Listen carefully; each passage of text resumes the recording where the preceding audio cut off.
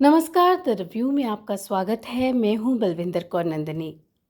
23 मार्च 1931 का दिन था जब भगत सिंह, राजगुरु और सुखदेव देश की आज़ादी के लिए हंसते हंसते फांसी के फंदे पर झूल गए।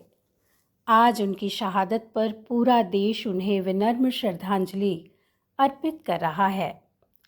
पिछले कुछ वर्षों से जब भी 23 मार्च का दिन आता है तो कुछ लोग इन शहीदों को याद करने और इनके बलिदान को नमन करने की जगह एक बेकार की बहस में उलझ जाते हैं कि भगत सिंह और उनके साथियों को फांसी लगने से गांधी ने क्यों नहीं बचाया।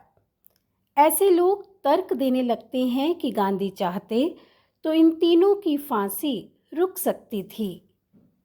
जो भी इस बहस का हिस्सा बनते हैं वो ना तो भगत सिंह को समझते हैं और ना उनके विचारों को, और गांधी को तो समझने का सवाल ही पैदा नहीं होता। आज सिर्फ भगत सिंह और उनके विचार पर केंद्रित होकर ही इस पूरे मुद्दे को समझने की कोशिश करेंगे। चर्चा को आगे बढ़ाने से पहले हम दो सवालों पर गौर करेंगे। पहला सवाल है, क्या भगत सिंह, राजगुरु और सुखदेव ने अंग्रेज़ों से कभी माफ़ी मांगी थी? जवाब है नहीं। दूसरा सवाल, क्या इन तीनों क्रांतिकारियों ने फांसी से बचने के लिए या सज़ा कम करवाने के लिए कोई दया याचिका ब्रिटिश सरकार को दी? इसका भी जवाब है नहीं।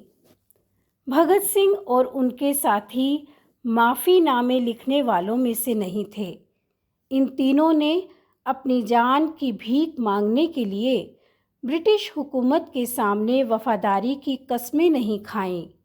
जेल में उन पर भयंकर अत्याचार किए गए, लेकिन वे टूटे नहीं। फिर ये सवाल बार बार क्यों उठाया जाता है कि भगत सिंह, राजगुरु और सुखदेव को फांसी से बचाया जा सकता था? क्या इसलिए कि दया याचिकाएं लिखने वाले कुछ और लोगों को राष्ट्रीय नायक साबित किया जा सके? दरअसल ऐसे सवाल उठाने वालों की दिलचस्पी भगत सिंह में नहीं, गांधी में है। गांधी के प्रति नफरत से भरे ये लोग इन क्रांतिकारियों की शहादत को अपने स्वार्थ के लिए इस्तेमाल करना चाहते हैं। भगत सिंह को फांसी से बचाने का सवाल उठाकर दरअसल ये समझाने की कोशिश की जाती है जैसे क्रांतिकारियों का माफ़ी मांगना बिल्कुल सामान्य और सबसे ज़रूरी बात हो। असल में सच ये है कि हमारी आज़ादी की लड़ाई में माफ़ी लिखने वाले तथाकथित वीरों की संख्या आटे में नमक के बराबर है।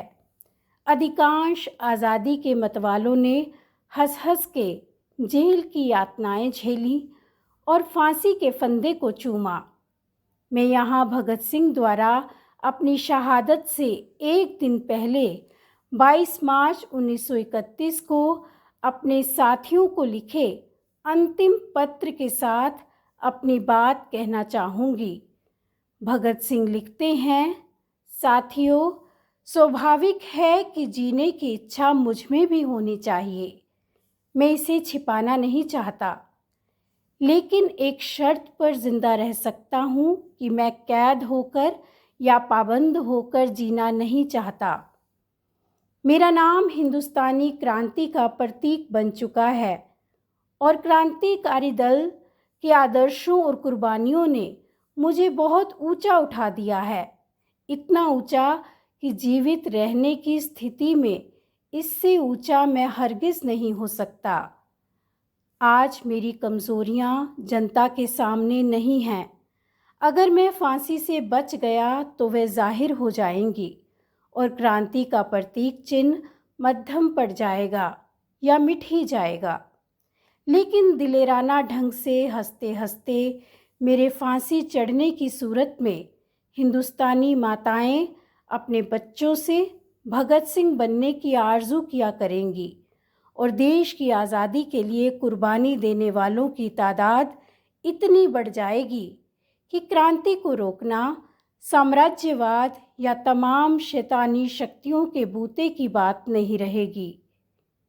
हाँ, एक विचार आज भी मेरे मन में आता है कि देश और मानवता के लिए जो कुछ करने की हसरतें मेरे दिल में थी, उनका 1000वां भाग भी पूरा नहीं कर सका।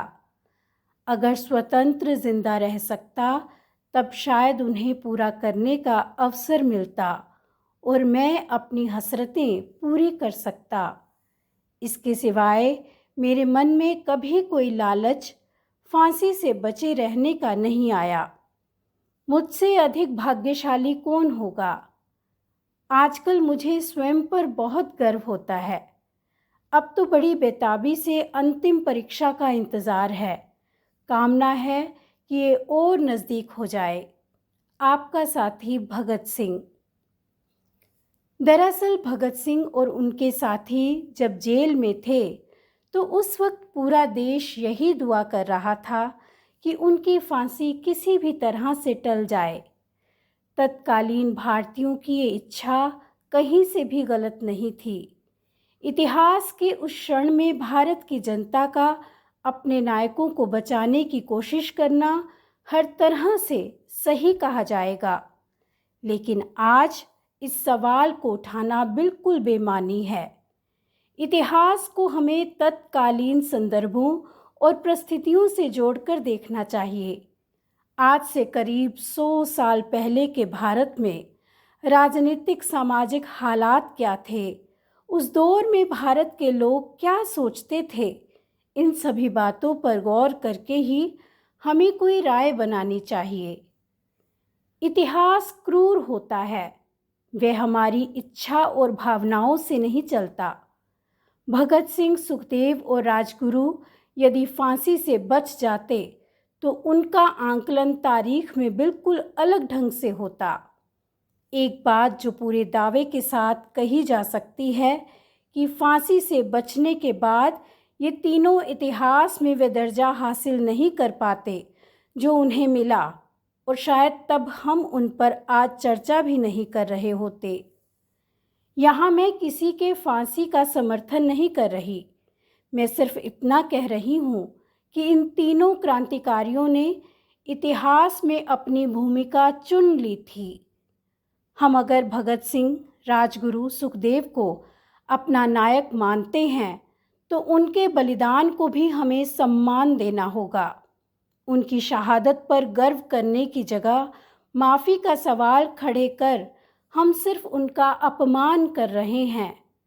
गांधी से दिक्कत है तो उनके कार्यों, फैसलों, विचारों की सीधी आलोचना कीजिए।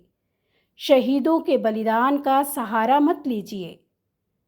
गांधी और भगत सिंह अपने अपने रास्ते पर चल रहे थे। दोनों का नज़रिया राजनीति को लेकर अलग अलग था और उन्होंने एक दूसरे का सम्मान करते हुए भी अपने मतभेदों को खुलकर जाहिर किया था। आप पसंद करें या ना करें, इतिहास से ना गांधी को मिटाया जा सकता है, ना भगत सिंह को। आप अपने अपने विवेक से अपना नायक चुन सकते हैं, लेकिन किसी दूसरे नायक के प्रति नफरत में अंधे होकर अपने नायक का आंकलन मत कीजिए। शुक्रिया।